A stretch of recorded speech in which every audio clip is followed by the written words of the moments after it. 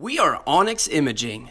We are the highest rated and most reviewed printer service center in Oklahoma. Hey there YouTubers, it's your girl Brett over here at Onyx. Today I'm going to show you how to change a toner in an HP LaserJet Pro M118dw. Now this printer takes a 94A or X. You want to open your hatch here and you'll see there's two symbols. There's a triangle and there's a circle. The circle one is going to be for your toner. And you just go ahead and pull that out. Make sure you follow the guides.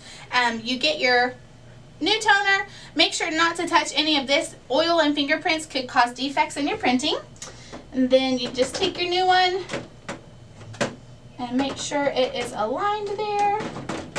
Upside down. There we go. Once you click, you know it's in there. Then you shut that, your printer should start configuring. If you're in need of any supplies or quotes, give your girl Brett a call and have a great day.